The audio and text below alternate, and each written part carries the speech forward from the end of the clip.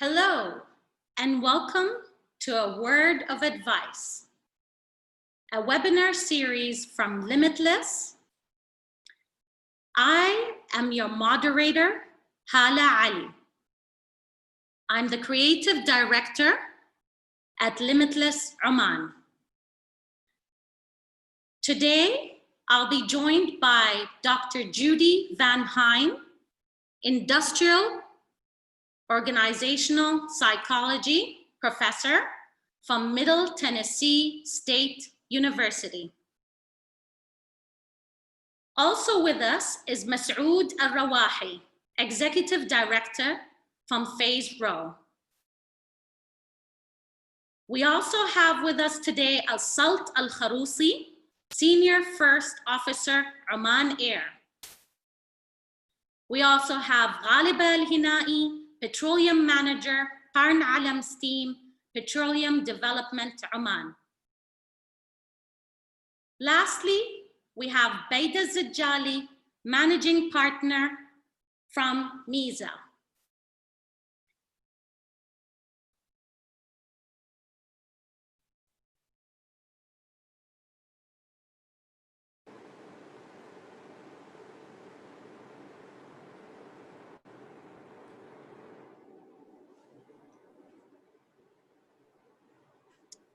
Hi, I'm Hala, and I would like to welcome our panelists to the webinar. Hello, everyone. Hey, hello. Hello.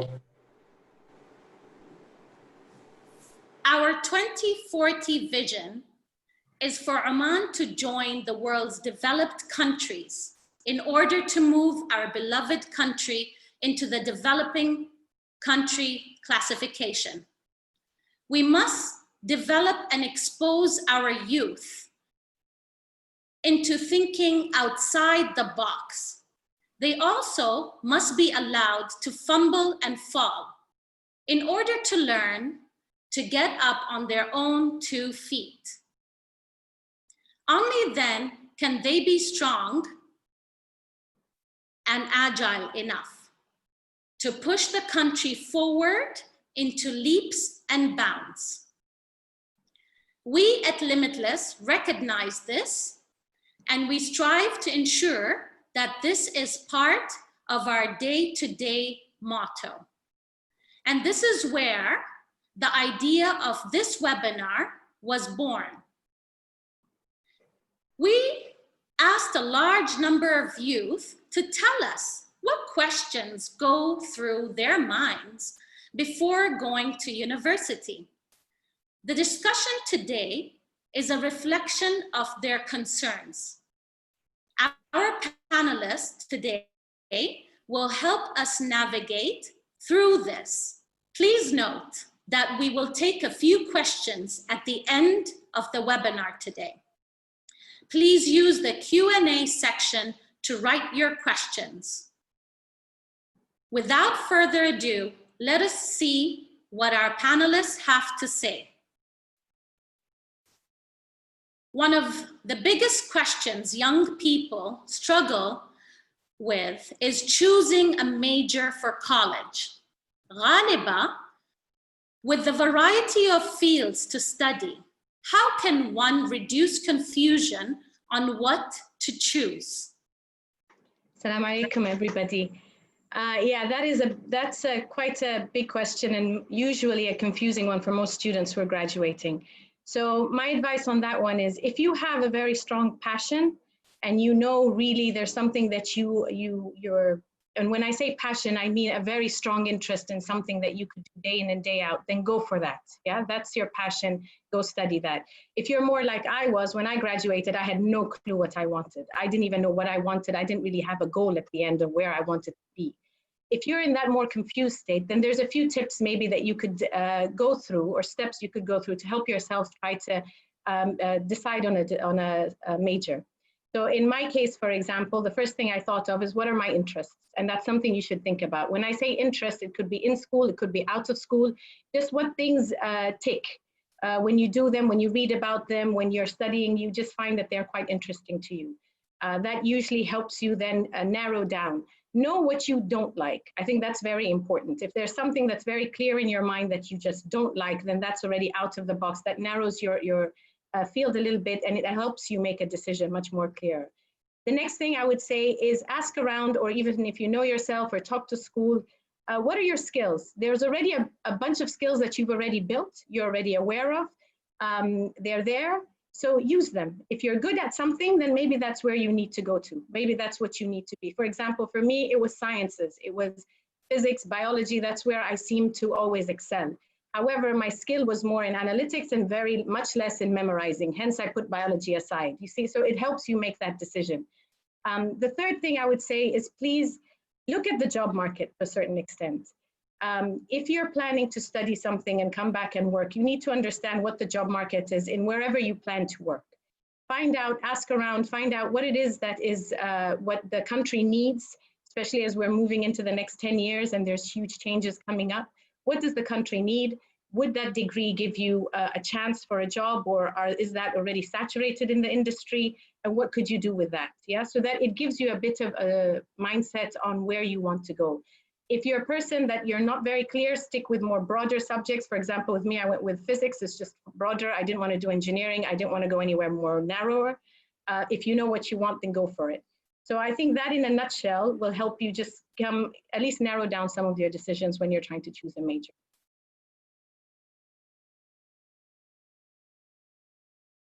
Thank you very much, Ghaliba.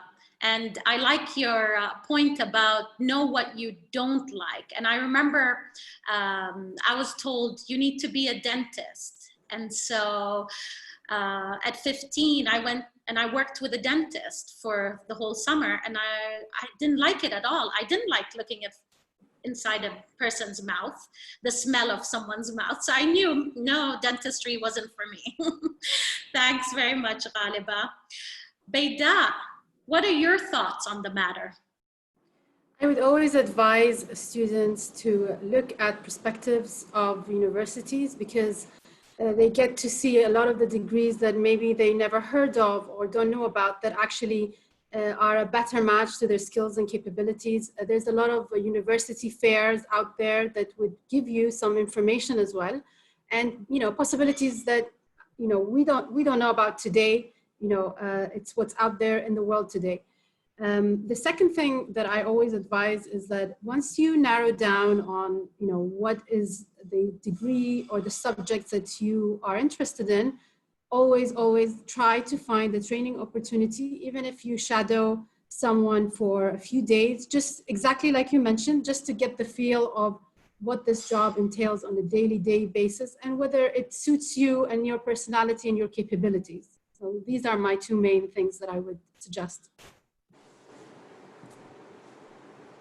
Excellent. Thank you very much, Bayda. All right, Salt, please. Yeah, so I believe actually that pretty much exposure to different careers and industries from a young age, it would be pretty much a key factor in helping one choose their career path. But most importantly, like they said, Ghaliba and Bayda, is that you need to look at what are your passions, your interests, your skills, and it needs to be something that you don't dread getting out of bed for in the morning. So, like in my case, I knew from a young age that I couldn't do something what you'd call it a desk job. I was a very hands-on person. I loved anything with machines, cars, bikes, planes. So it kind of set me in the direction of choosing the career path that I went for. And I feel that most students, towards the end of the schooling and high school, they already know their personality, and it can kind of help them choose the career, or have that career chosen for them. Yeah, and but always, if you find yourself in the end you're still confused, you can always look at career counselors. You can even actually go online and do an online personality test, and that could help steer you in the direction of which career would suit your personality. So that's my points on that.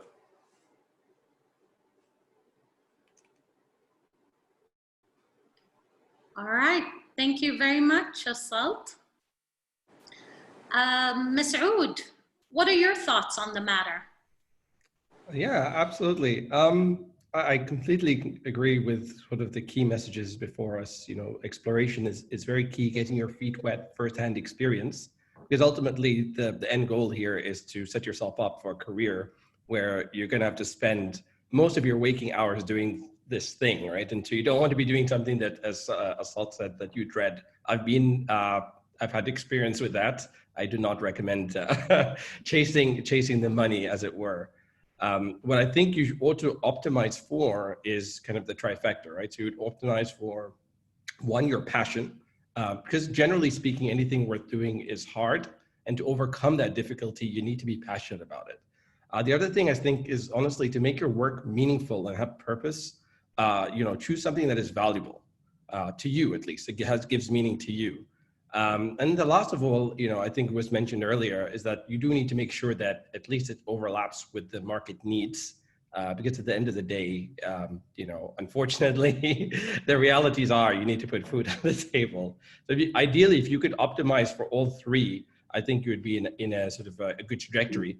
One thing I'll say as well is that, really the opportunities are huge. And I would say that ultimately, don't forget that it's not set in stone. So if you get it wrong at first, it's not, not the end of the world. Actually, it's a very good thing. You figured out what you don't want to do, and hopefully it'll help you make a decision on what you do want to do. Okay, thank you very much. I hear you on that. I was so excited last night about today's webinar, and I couldn't sleep. I was just like, yes, this is exactly what I want to do. And yeah, I hear you on that one. Ghaliba, with your former position as the organization manager in PDO, what fields are missing within the Omani community?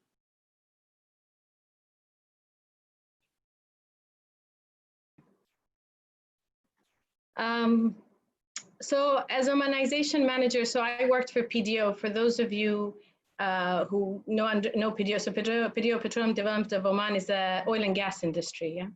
And as an oil and gas field, we have the core business, which is production, and then we have all the supporting businesses, which would be HR and all the remaining finance and IT. When I was as Omanization manager, we did not struggle when it came to bringing in youngsters with engineering or science degrees. There are quite a few in the market. They're available. I think where we struggled quite a little bit is when we start looking at more specialized roles. So if I elaborate a little bit, if I come, for example, petroleum engineers, petroleum engineering is the heart of PDO. We always struggled to we got all these engineers that joined in, but actual petroleum engineers that were actually specialized in petroleum or in geology were always a struggle. The reason I think what we noticed is a lot of Omanis join in and then suddenly they move on and they want to become more managers than they do become specialists. There's a misconception that specialism, or if you become a specialist, you're boxing yourself up, which is not actually a true comment. If you can build the right skills and you become the specialist in areas that you're developing, you actually become a commodity that everybody wants. So I think it's worth us thinking, what is it? It's worth all of you thinking, what is your passion and where are you going with that? In terms of the roles that I would say that we were struggling on, so for example, petroleum I said was one, geology was another, but if you look outside, if you look at engineering, one of the things that is growing in Oman is energy. Renewable energy. PDO is becoming a subsidiary of the mother company, Energy Development of Oman, which already tells you we're moving into that direction, and we don't have engineers in that area. So that's a big area that's coming up. In IT, you have the areas such as cybersecurity, you've got a specialist into AI, artificial intelligence, you've got digitalization, data analysts. All of these areas are areas we struggle today, and we will be struggling more and more as we go into the future. Areas in HR, for example, believe it or not, areas like talent managers, organizational effectiveness, because it's changing, because the organization is changing as a whole, we're becoming more global. The hierarchy that we've worked at before is not really what's going to help us today. It's not what's taking us into the future. So these are the sorts of roles that I think we're moving into as we move in PDO and we were struggling to get. Okay, thank you. Thank you very much. Those are great examples for our youth to understand and take into consideration. Yeah. Judy, in terms of selecting a major, what are your thoughts on that? I think that you should try a variety of classes. If you have the opportunity, you can explore a little bit and find out if it's something you like, or maybe some friend or relative suggests something you might be good at that you never considered. They might see some aspect in your ability or your skill and recommend, hey, maybe you'd be good at computer science. And so you take a class and you find out you like it, or just something that was kind of in the back of your mind that maybe you didn't think was that interesting when you first heard of it, then suddenly piques your interest and you try it and you like it. So I think one of the things you need to do is explore, and you can do some research on that, whether you look online and look up what it is, find people who have that job, ask them what they like about their job, and ask them what they don't like about their job, because there's going to be parts you enjoy and there's going to be parts you don't enjoy, and you need to know that before you kind of dive into it. It's not always going to be fun. And can you enjoy the last hour of the day as much as you enjoyed the first hour of the day? Yeah, absolutely. And everyone has their own perspective on how they feel about their job. So one person working in psychology might not give you the same answers as another one. Yeah. Thanks, Judy. Beida and Masood, as owners of businesses in Oman, what fields are missing in your opinion? I wouldn't say that, I mean, from my perspective or from our business's perspective, I wouldn't say there's something specifically missing, but what we are lacking is a lot of the graduates go to certain industries like oil and gas. For example, most Omani mechanical engineers graduates, they would, for cultural reasons and pay reasons, they would go into oil and gas, although in construction and industries, we barely have any mechanical engineers, Omani mechanical engineers. And so there's a lot of opportunity there. And maybe they don't see it at the moment as very attractive, but the world is changing. Even oil and gas, like Ghalib just mentioned, even that business is changing. So being able to look at these opportunities, find opportunities in places that are maybe not your traditional sort of go-to places, could actually give you an exciting career and something you didn't expect. So this is what, from our perspective, what we feel. Okay, thank you very much, Beida. Over to you, Masood. Yeah, absolutely. So speaking from our perspective, as a software engineering firm and an investor of a number of tech startups locally and internationally, one of the key areas that we find is in global and more extreme in Oman when it comes to tech talent. So these are sort of the emerging areas that we spoke about earlier, emerging disciplines, including data science, AI, cybersec, which is a huge area of growth, and there's a significant shortage. But as also what was mentioned, is as the world starts to move faster and faster and the waves of disruption hit harder, really the key here is having critical thinking skills and having a mindset of lifelong learning. I think those are sort of more important than having specific discipline skill sets. That said, what we're feeling the pain on in terms of shortage and conversely opportunities is, I would say, interaction design, cybersecurity, data science, and AI. Okay, thank you very much, Masood. Those are great examples, again, for the youth to consider. All right. Now, Judy, as a professor of industrial organizational psychology, what career fields have shortages in the United States of America? In the United States, we are like a lot around the world. We have needs for people in computer science and engineering.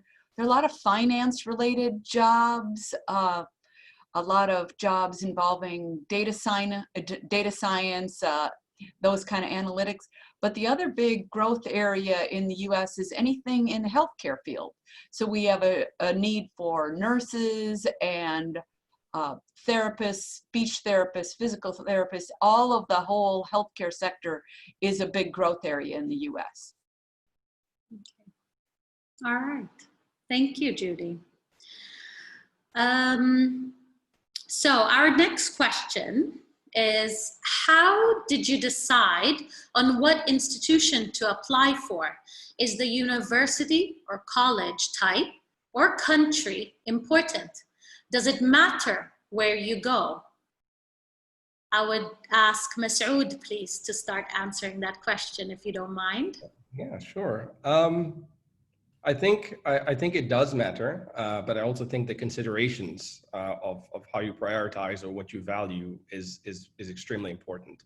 I think I'll say it at the outset that your alma mater, your university that you go to, is a good leading indicator when you enter the job market. You know, for instance, let's be honest here. If you go to Harvard or if you go to Cambridge, it does give you a little edge in the marketplace. But more important than that, I would argue, is making sure that it's the right fit for you, right? And there's all the other things that are around the actual studying itself, ensuring that everything down to is the size of the city, to your liking. Do you like big cities, small cities, to the climate as well? Are you somebody that can stand the Toronto winter or not? And I would factor all of those elements into play. And as well, I probably would also factor into, optimizing for your specialization. So if you're somebody who wanted to go into engineering, then you might want to optimize for a university, for example, Waterloo, versus, for instance, if you wanted to optimize for, finances, maybe you want to go to Harvard Business School, et cetera. So these are some of the factors, and I think the order of priority is personal. So you really need to optimize for what you care about, and yeah, that's how I would make that decision. Yeah, thanks very much, Masood. Yeah, I wouldn't be able to weather the cold up in Toronto. Yep, I'm a California, San Diego kind of weather gal. All right, Ghaliba, what are your thoughts? So I think I mirror a lot of what Masood says. I think this is a very personal decision. What it is that suits you, what fits you. So everybody is quite different. Remember, at the end of the day, college or university is an experience. It's an overall experience. It's not just going and studying and coming out with a degree. It is an overall experience where you build so many different skills. You pick up on so many, you allow yourself to grow over that period of 4 years, excuse me, and it allows you to really become who you are once you're ready to enter the workforce. So you need to be able to cater for what will make it successful for you. My story is very simple. For example, I fell in love with a university at the age of 10 when I went with my parents, and I made a dream come true by actually going to that university. Now, was it the best for my degree? It might not have been the best for my degree. It was a very good university with a good name to hold on my back, so it was perfect, but it might not have been the best, but that was my dream. Yeah, so at the end of the day, I think this becomes a very personal message. I won't repeat everything Masood says. I think those points Masood have brought through are very important. I mean, what degree are you looking for? So what country is the best for it? Can you weather the environment? Can you be abroad? Do you want to be close to home? All of these need to be taken into consideration. But my key request for all the students is please think about it and don't just be pulled by the wave. It's not just because everybody is going to UK, then you want to go to the UK, or everybody is going to the US, so that's it, that's where I'm going, Really sit back and discuss it with either yourself or your families and decide on what you want to do. Thank you. Thank you very much, Ghaliba. Bayda, what do you think? So personally, I always knew that I wanted to study abroad, and my family encouraged it a lot. Not necessarily because of education. Yes, it did play a role, but it was more because of the life experience. They really wanted me to learn how to live independently, meeting new people, learning how to network, learning how to solve problems. So it was more of a life skills experience. So this was the first thing that, you know, they looked at. I also chose a university that was the best, you know, when I was in the UK, I chose the university that was the best in my field. You know, I looked at all the rankings, etc. But going back to the question, yes, I think that you need to look at what is the degree that, you know, you've decided to study, which country is known, you know, as a whole culturally to be good at that specific subject. So, you know, I always say, you know, Americans are really good in marketing, so I would go to the US if I was going to study marketing. You know, industrial engineering, I'd go to Germany. So it depends. If I was going to study Arabic, I would choose, you know, Egypt or Syria, and then choose a university that is known to be good at that subject. Now, maybe back home, not everybody knows, but you know that you got the best education in that field, and you also got a really good experience overall in terms of how to, you know, work in that field, or, you know, learn from that environment. So that was what I would say. Thank you, Bayda. Very sound advice. Thank you. Al-Salt. Yeah, so first, I hope my video is on this time. I heard it was... Your video's on now. All right. So anyway, in my case, in my career choice, actually, it made it quite simple for me. I didn't have to think too much into it. I actually approached Oman Air, which was my target employer at the time. And I asked them which licenses that they would approve and recommend. And at the time, there were the European, North American, and Australian licenses. So that narrowed down my search for me. And, you know, not just in our industry, I think anybody can also do the same. If they already know where they're targeting, which employer, they can go and ask them what they recommend as well. So I think, you know, from my experience, somebody else could take that on board. But pretty much for me, with the information I received from Oman Air, I narrowed it down to which institute, based on, of course, the cost and the reviews. And as Masoud was mentioning the weather earlier on, for me, it played a big factor, as in, could I fly in that weather? So, you know, it was a big factor in me choosing which one to go for. So I ended up going to Canada. And yeah, but here in Oman and the Middle East, actually, there's not too much of a choice. I think there is a training institute that's meant to be opening up in Sohar sometime soon for the Omanis. So that'll be great for the future pilots. Yeah, absolutely, Salt.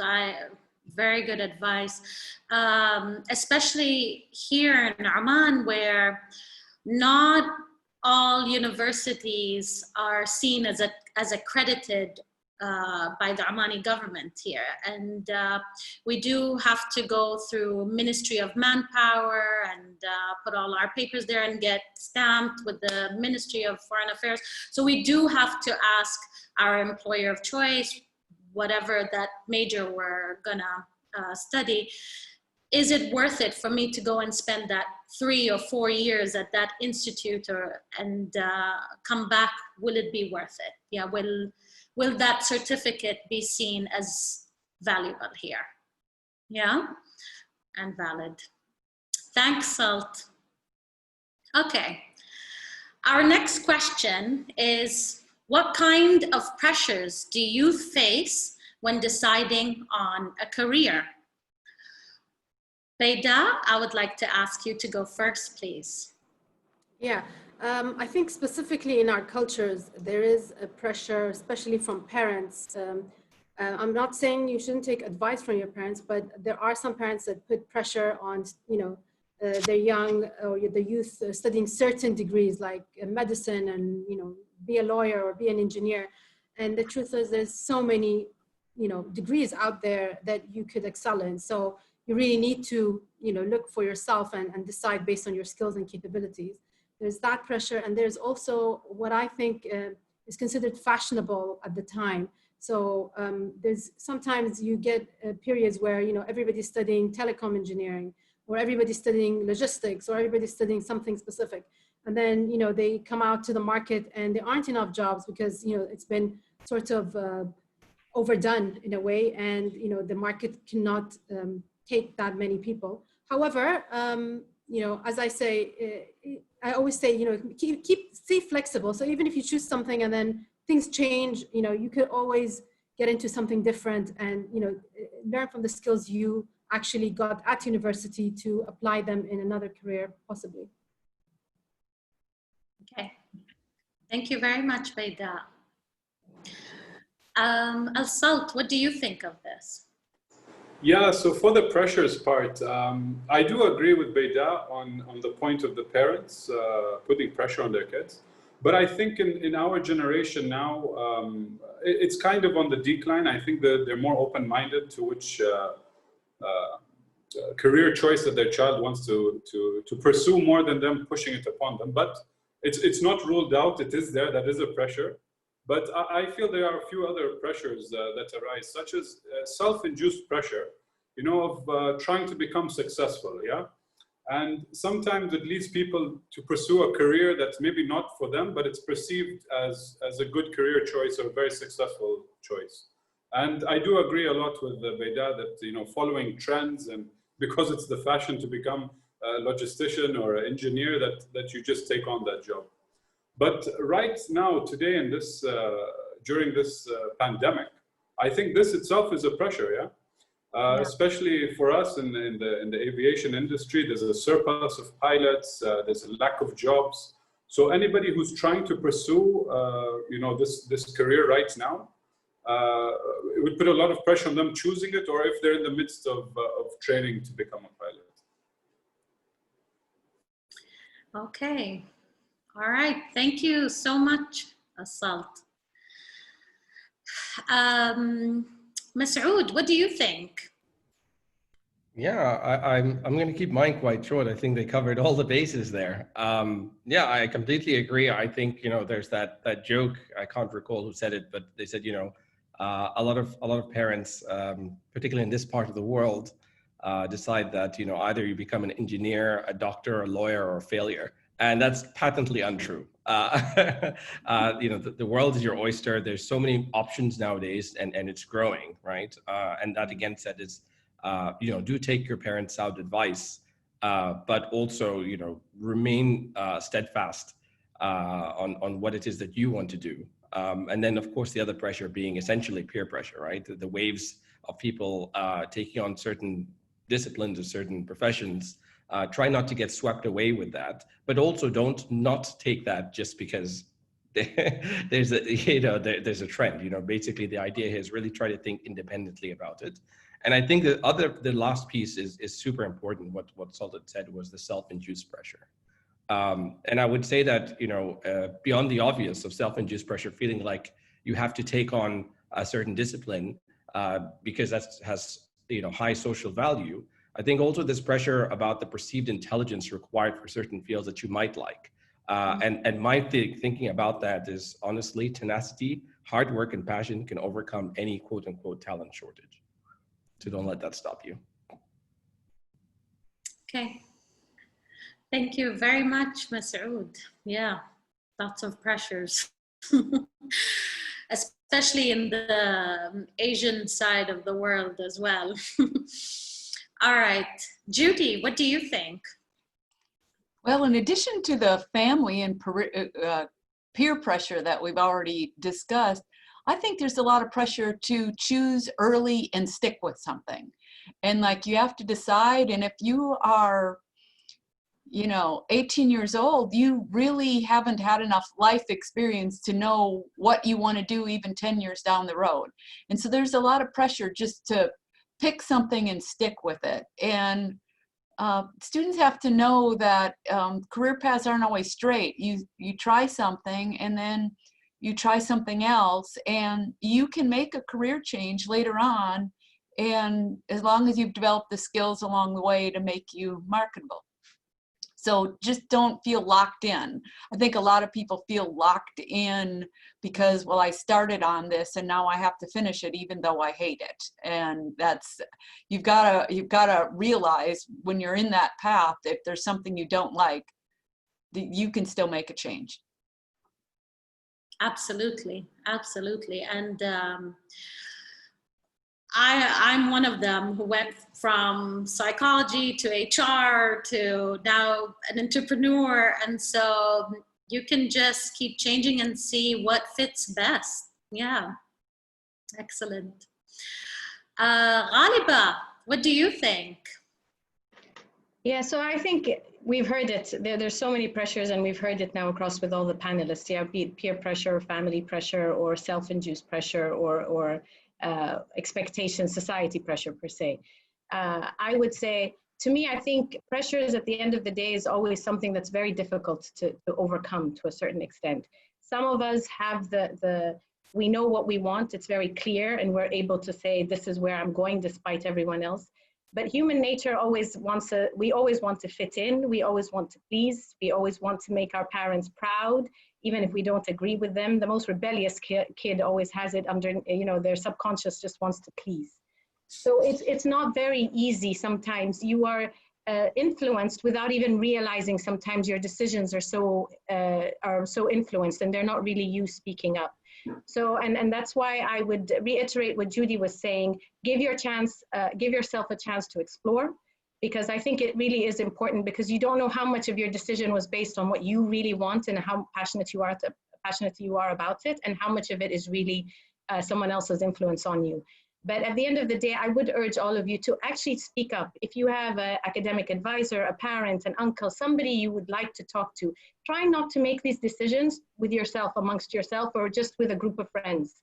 Go out there, talk to other people, because you'll be shocked. And it's also a wake-up call sometimes to parents when kids say, I feel like if I don't do this, you'll be disappointed. It sometimes can slap you in the face and you're like, oh, I didn't realize that I'm putting that pressure on you. So it would be nice to always have that discussion. Yes, absolutely. Excellent. All right. Thank you very much, all of you, for answering that question. Our next question is, with the rise of entrepreneurship and the rise of college expenses, is going to university necessary to developing a career? Judy, could you start, please? Well, as a university professor, obviously I have a little bit of a bias that you should go to the university because I think there's a lot of skills that you develop there in addition to, just a career path. It's not just that you're learning accounting or finance or engineering, but you're learning some other skills, some problem solving, some interpersonal skills. But with that said, if your goal is to open a restaurant, perhaps cooking school is the right thing for you to do, and it doesn't, the path through the university isn't really necessarily the best thing for you. So you have to figure out what's my end goal, and does the university fit with that? And if it's not the university right now, perhaps that you can take some classes later online or whatever that fits in your future. Yeah. Okay, thank you very much, Judy. What about you, Ghaliba? So yeah, I agree with that one. Now, is it mandatory to go? I think reality has shown us there are dropouts that have become very successful, so it may not be mandatory to go. But I think all of you need to think really clearly about what does college give you. So Judy did mention that you get a lot of soft skills from college. College is a fantastic bridging between being a student and then becoming a professional in the workplace. So to get that bridge, you need to build all these skills. How do you, present yourself? How do you sell yourself? So in a way, there's a lot you can gain out of that. Networking, giving the chance for you to really test the waters. Is this really what I want to do? Is this a sort of business I want to go into? So keep that in mind before making a call of chucking, college aside and moving away. However, as Judy said, there are some jobs that you don't need college. If that is really where you want to go, then fine, but be clear about it. But if it's only because Bill Gates has done it or the Facebook guy has done it, then maybe you're making a wrong decision on the wrong basis. So I think that's something that you need to keep in mind. Another two things I'll just say is keep in mind is if you don't go to college, do you have the finance to be able to do this on your own? And do you have the family support? Remember, starting up a business is not easy.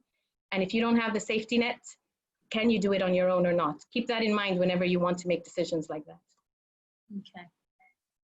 Thank you, Ghaliba. Thank you. All right. Beida, what do you think? So I would say that, first of all, if you're looking for a career in the corporate world or, in government organizations, etc., then yes, I would say going to college is extremely important because that would set you apart. You know, today there's a lot of competition, a lot of applications, a lot of specializations. So you really need to show, you know, your potential employer that you are capable of not only studying, you know, the degree itself, but, you know, that you have gone through that process of research and learning new skills, etc. Now for entrepreneurship, it's a little bit different because it isn't necessarily needed, but it would, again, I mean, like other people have mentioned, like Judy has mentioned, or Rama has mentioned, it would depend on what you are looking for in the, you know, being an entrepreneur. You know, for us, for example, we're a construction management engineering company. So obviously we had to have a degree in engineering and in project management to be able to do that. But the other point that is also important, which other people also mentioned, is that university is not only about, you know, the degree. It's a whole experience. It teaches you skills that you know, maybe elsewhere you wouldn't have you know, learned.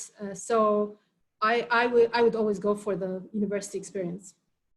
Yeah, I would too, Beida. I loved my university experience. The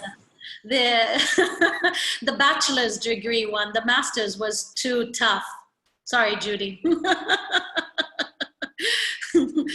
All right, thanks, Beida. Salt, what do you think? So yeah, on my end, basically, I agree with everything that's been said. It's not an essential anymore. I mean, you can get through life without it. Some of the most successful people have become billionaires. But my short answer on this is like everybody needs some foundation somewhere, okay? So you can do like an online course, you can get some certification, internships, whichever your field or career is, okay? There are some foundations there that I feel are necessary for anybody to excel there. And self-development, I mean, that's basically what it is. But everything else has been said, thanks to Judy and Ghalib and Beida. Okay. Thanks very much. Lastly, Masood, please, your thoughts. Absolutely. You know, as Salta said, and those before me, I think a lot of the key points have been touched upon. I think the main point I would say is to sum it up, figure out what direction you'd like to head in, what's your North Star, and then figure out if university fits squarely within that. Oftentimes it does. And I think if there's a gray area or a point of uncertainty, I would err on the side of university and or college, just because there's just far more to gain than there is at risk. And I would also say that, quite frankly, although the world is moving to a post, let's say, degree world or post-traditional world, I would say that universities are evolving to accommodate the needs of industry today. And also, let's be honest here, I think it would take another 5-10 years before, you know, all the employers, you know, have a completely different perception about the requirements of a degree or not. So err on the side of a university degree would be my advice. Yeah. Everyone's saying this, almost the same thing, you know, university is important. Yeah. So, all right. My next question is directed to Al-Salt. There are perks of being a pilot, but what is the reality? What should the youth know about this job? Yeah, so like you said, there's a lot of perks to being a pilot, and a lot of people know it, traveling the world, getting to see people. It's not a desk job. That's probably my favorite part, you know, I'm out and about. But like you said, there are realities to it. And I keep saying, anybody who asks me the realities of being a pilot, ask my wife, because she lives it. She lives it day and night, you know. So basically with that, the perk is that you're flying around the world. But, you know, the reality is you are flying around the world. So you're away from home most of the time. You're missing family events, gatherings. In my case, I'm a father. You know, sometimes I miss key times in my children's life, yeah. So that's the kind of personal part to it. Then we have the night flights, which everybody dreads. I think you can ask any pilot. We have standbys where you're at home for like 12 hours and have to be ready to go for a flight within an hour or so. So the standbys is another one. There's, you know, pretty long duty hours. And again, this isn't an issue very much when you're younger, but you know, 5-10 years down the road, circumstances change, okay? And you know, you really need to think that you could do this for the rest of your life, or at least for a good 20-30 years, or as long as your career lasts. So those are pretty much the realities to being a pilot. Yeah. And here in Oman, we have so many events, so you miss out on a lot when you can't go to them, and because you're not around. Yeah, I hear you, and especially the one about kids growing up with you're not around. Yeah. Same question to Bayda and Masoud. There are perks of being an entrepreneur, but what is the reality there? Bayda. Okay, being an entrepreneur, obviously, you know, it is exciting. It sounds exciting, and there are a lot of perks. You know, you are your own boss. Personally, for me, it was about reaching my capacity. I felt that in, you know, like in my corporate job, I wasn't, you know, I wasn't reaching, you know, to the maximum of my capacity. So I chose to, you know, leave and be an entrepreneur. However, there are things that you have to realize that, you know, being an entrepreneur is not easy. You have to have a lot of self-discipline. There's a lot of highs and lows. You know, sometimes things don't work like you expect them to work. And the fact is there is no safety net. So, you know, you don't have someone that is, you can fall back on, or you're part of an organization that, you know, will protect you as a person, and you'll still get your salary at the end of the day. No.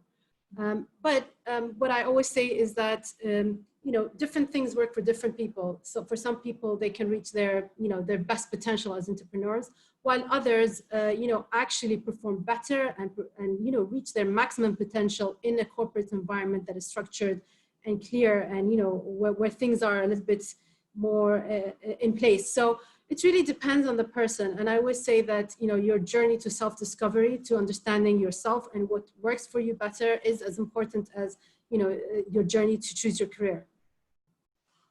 Okay. Thank you very much, Bayda. Okay. Yeah. Saud, what do you think? Absolutely.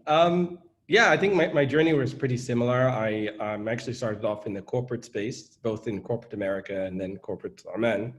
And yeah, I got to my wit's end about 5 years ago and really came to terms with the fact that it wasn't for me, just in terms of the structured environment and sort of the, let's say, the controls that were in place. The lack of ability to express creativity and too much certainty was not for me. So, you know, and by becoming an entrepreneur, obviously the key benefit is you get to be your own boss, which everybody loves. The flip side of that is you are your own employee, right? So on one time you're kind of signing wonderful contracts, doing these big PR stunts. On the other hand, you're cleaning desks and, you know, burning the late night oil. I think the main reality for me, I think it doesn't get talked enough about, and they hit on it. It's really the highs and lows. Is that real, like, emotional roller coaster that this takes? Is because, you know, there's a famous saying about entrepreneurship that, you know, it's really like jumping off a cliff, you know, and building the airplane on your way down, right? It's extreme pressure.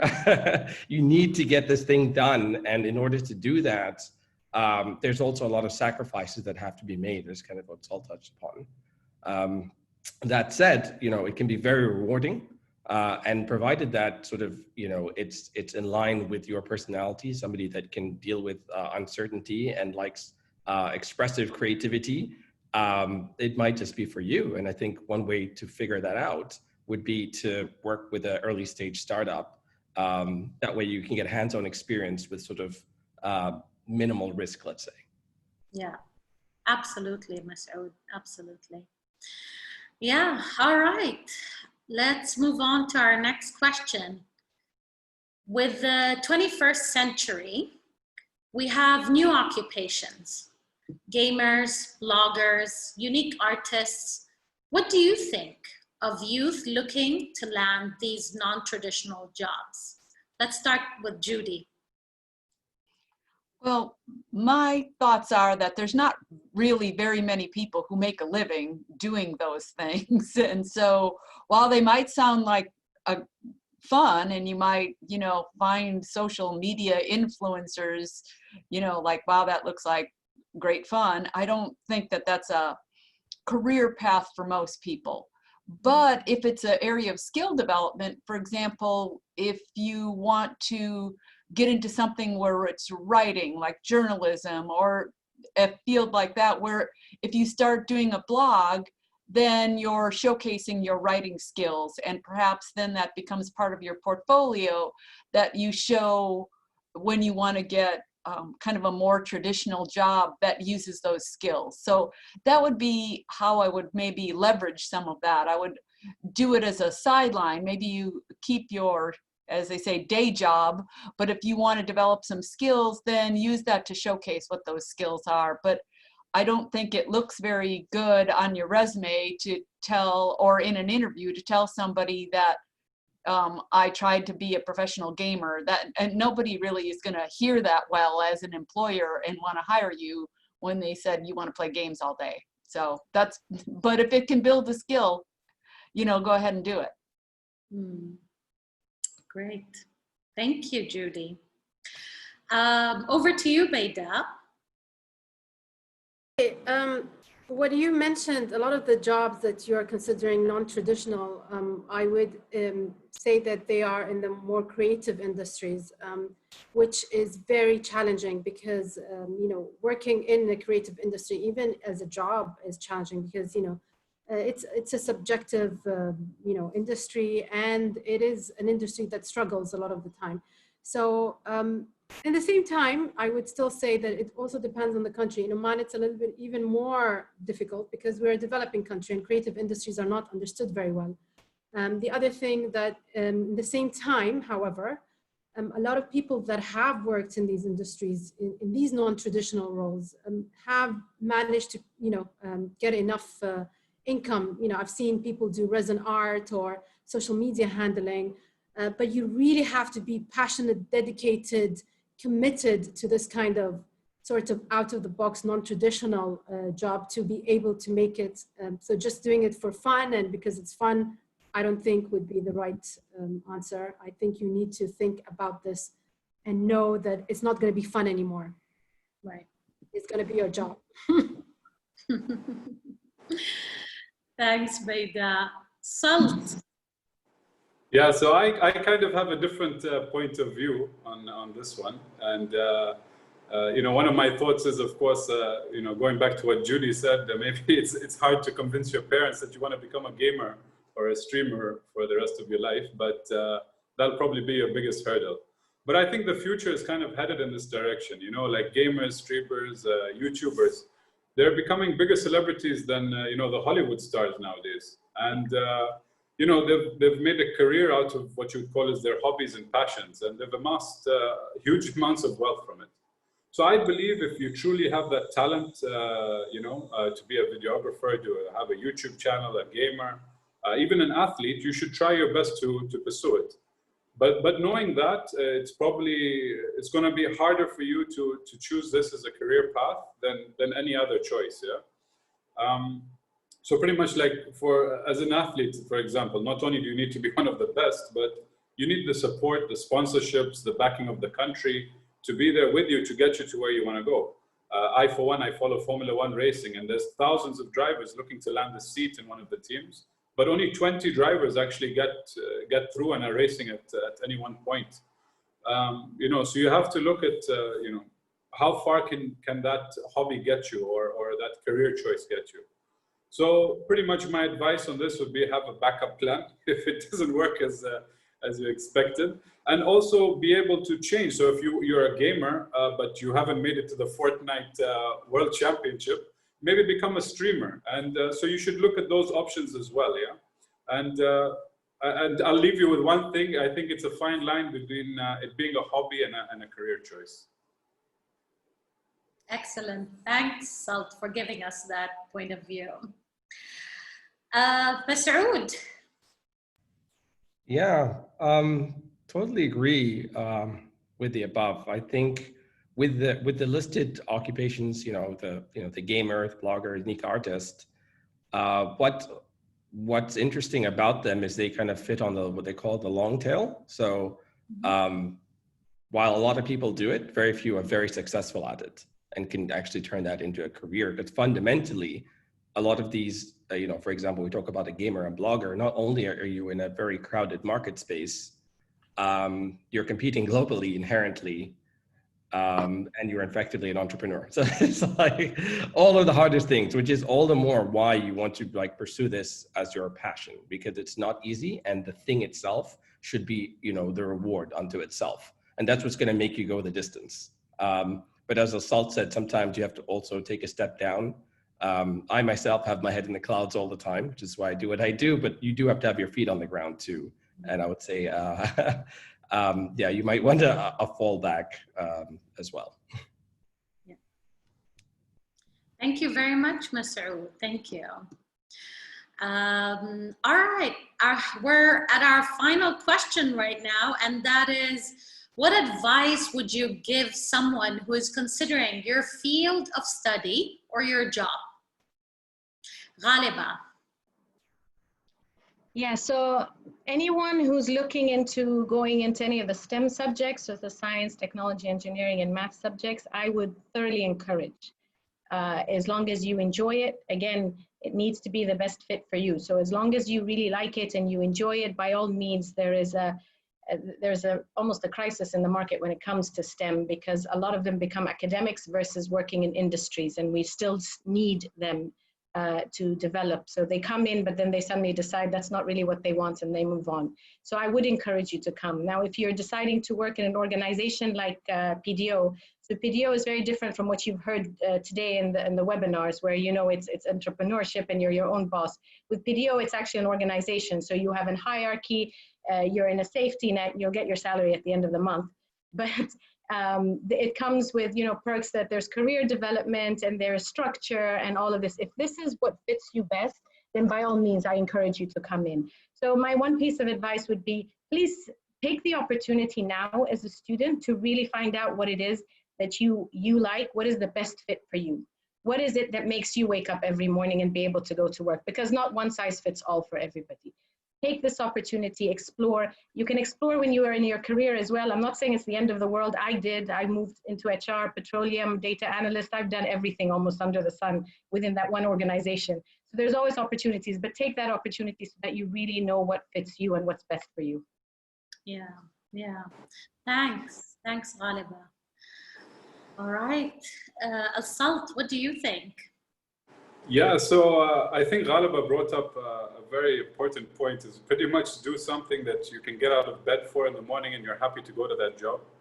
So, for me, I love my job. It's a great career. I'm in the travel and tourism industry. I'm part of the aviation sector. It's a very big sector. There's opportunities, not only today as a pilot, but I can move into management tomorrow. I could move into the authority, or maybe even go into the marketing, because I'm seeing it firsthand. So anyone who does want to consider becoming a pilot, if you're still at school, focus on your English, math, and physics. You'll need that to understand how to fly the plane. The training isn't too hard, but it is intense. You got to study quite a bit, and you have to have a strong heart, because some of the maneuvers that you do in training are a bit scary. But if you can get over that, I suggest you go for it. But I do have to mention, right now in the current pandemic and the foreseeable future, actually, it's probably a career path that you really need to look into before you take it. Due to what I said earlier, there's a surplus of pilots, experienced pilots on the job market. But still, I think it's a good career choice, but choose wisely. Yeah. I would worry as a person. I can't imagine having like a couple of hundred people in the back and I'm flying them somewhere.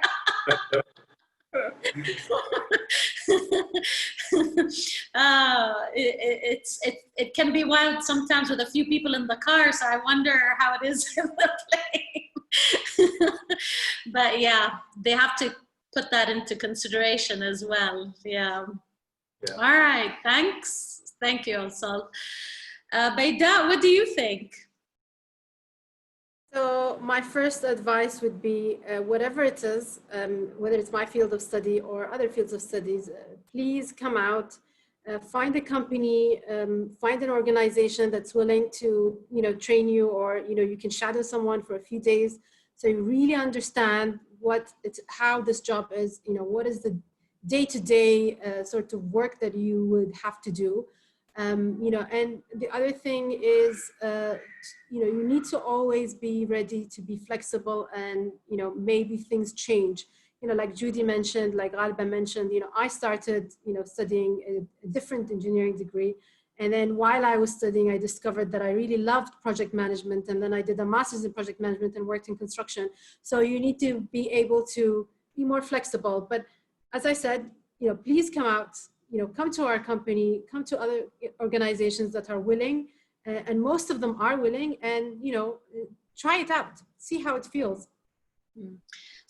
So Bayda, if someone contacts Limitless and says that they want to come and work for you just to try it out, would that be okay? Yes, of course, I would encourage it. That's what I'm saying, that let them feel what it, how, when we go on site and when we go to meetings, and, what happens and what do we have to do. I really would encourage people before going for their degree to come and see, how, our work is on a day-to-day basis. You might love it or you might hate it, but, try it now. Yeah, excellent. This is the time to try. Yeah. All right. Thank you, Bayda. Judy, what do you think? Well, I'm a college professor and I love my job. I absolutely love working with young people and mentoring them. But I will say it was sort of an accidental career. I followed my spouse. And so I'm just saying, I thought I was going to do the corporate side with my degree, but he got a job at a university and there was another opening. So sometimes it's just openings that happen. And so you fall into something and then you find out that you really love it. But if you want to be a college professor, it's a long road. It's to get a PhD, which is the common degree in the US to be a college professor. It's sheer stubbornness that gets people to finish that much education. And that's, you've just got to want it bad enough to stick with it. But the end result is something I really enjoy. But the higher education field is changing just like a lot of others, with more online and distance learning and all of that. You've got to be flexible. There's still things I have to learn for this fall as I teach my classes all 100% online. So again, being flexible, adaptable, because something's going to change in whatever field you choose. Yes, absolutely. Sound advice, Judy. Thank you so much. Yeah. Masood, finally. Yeah, absolutely. I think you might have heard prior that, from the other speakers, I completely agree that a lot of this is, luck effectively. You kind of fall into it, right? And I had a good friend of mine from Korea said, she said to me, you know how to manufacture luck, Masood? And I said, well, that's interesting because my name also means lucky. I said, what do you mean manufacture luck? And she said, well, luck is simply where sort of opportunity meets preparation. And that the way you achieve that is, as Bayda kept stressing, is really get your feet wet. Like the only way to really know is just to do. So get your, really take them up on this opportunity for an internship with Bayda or with myself as well. Oh, if you're interested in software engineering. I think that's super important. And very specifically in our field of work in soft eng, I would suggest that from a university perspective, you probably want to really get strong with that mathematics. A lot of it is based on sort of algorithms, algorithmic thinking. And to get noticed in our field, more than degrees, actually, it's portfolio. It's demonstrating your capabilities. So get onto GitHub, start building those projects. Yeah. Thank you. Thank you very much, Masood. So now we're at the end of this part, we are ready to take questions from the audience. We have about 5 minutes where if anyone has any questions. Let's see the Q&A.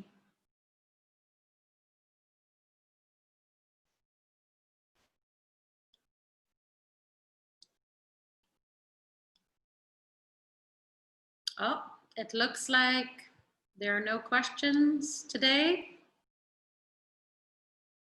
Okay.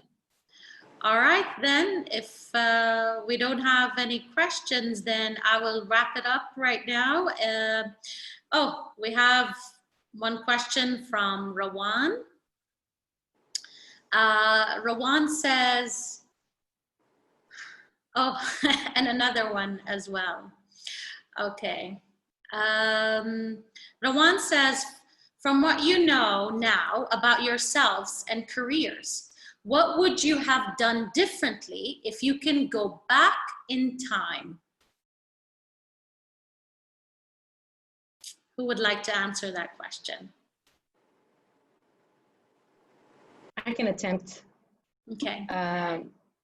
So if I went back in time, I think a few things I would do differently. So I did try out a lot while I was in university, but I was a little bit on the, I have to admit, I think I allowed the pressures of family and all to take a bit of effect on me, where I enjoyed many other courses. So I did a lot of arts and psychology and all, which I really did enjoy.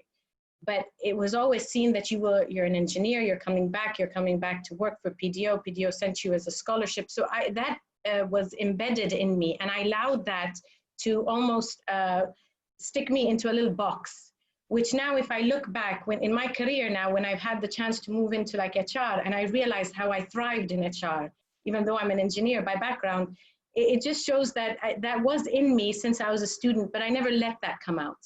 Yeah, I never really pursued it. I allowed those pressures to take effect. So, and that's why I'm urging you guys to really, you don't realize how those pressures do take effect, but they are, all of us carry some of it on our shoulders. And if we can just have the guts to say, you know what, I'm just gonna give it a try. I don't lose anything. And this is the time you don't lose anything. You know, there's very little responsibility or anything. Then take that opportunity and do it. Excellent, excellent. Thanks, Ghaliba. Our next question is from Asia Al-Riyami. She says, when do you think is the right stage to find out what you want to do? So I'd like to come in on this as one of my previous answers to the first question actually was exposure from a young age. Yeah. So it's never too early and it's never too late. The earlier you start looking into different career paths, industries, on-the-job training, I think like Bayda and Masoud have opened the doors for most of you to come and check them out. So go have a look at it, see what's the actual, what's the ones from the job, like what do they expect from you and what do you expect from them? And then you kind of narrow down more where you fit in. So that's my answer to that, if anybody wants to add. Absolutely, absolutely. Anyone else? I'd like to add just a little bit. I completely agree. It's definitely never too early and never too late. And I think you kind of never really find that answer. I think it's a function of finding something you love and validating every day that that's the thing you want to do. And the day that you're self-aware enough to realize that you don't want to do that anymore, and that's fine. And you would think about what it is that you want to change too. So yeah, it's a constant search. It's a constant validation. Yeah. Thank you very much, Masoud. Yeah. And I would like to reiterate, if any of the young people would like to come and work, and I'll open up Limitless as well. So you have Limitless, FaceRow, and Niza. You can contact us on Limitless Oman, and we can direct you to one of the three if you'd like to work with us and take this opportunity. Yeah. Anyone else to add? No, I just wanted to say PDO also does internships for final year students. If you're interested, you can always apply. And it's, so for example, my brother came for an internship and the first thing he said after 3 days is, this is definitely not my career. So it's really, no, but it's very useful. He ended up becoming a doctor, which was completely different. But I think it's very useful for you guys, exactly what everyone is saying. Really get your feet wet and just test out the different, you know, opportunities out there. Yeah. Thank you. Thank you very much. Anyone else wants to add before we conclude? Okay, all right. So in conclusion, the world is evolving fast and we need to stay up to date with what is happening to make educated decisions. To the youth in Oman and all around the world, we wish you all the best in your new chapter in life. Do not hesitate to contact us, as we said, if you have any questions or would like to take up opportunities of internships. To the adults in the audience and all around the world, the development of youth is crucial to the development of our country and the world in general. This job does not fall on the shoulders of the schools and or the parents alone, but rather it takes a whole village to raise a child. I urge everyone to come together and look around you and ask yourself, where can you help with our future leaders?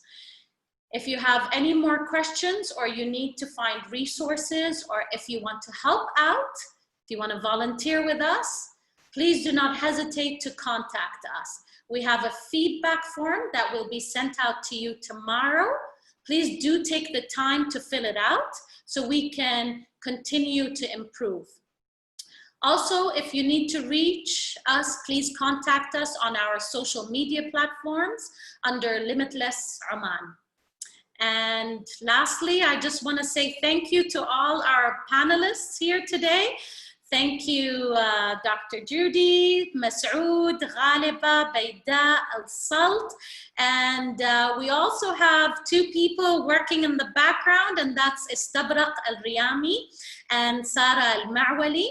So I hope you guys had a good webinar with us today, and we hope to see you in our next webinar, which is at the end of the month. Thank you very much, and like us on Facebook, like us on Instagram to find out the latest that's happening. Goodbye, everyone.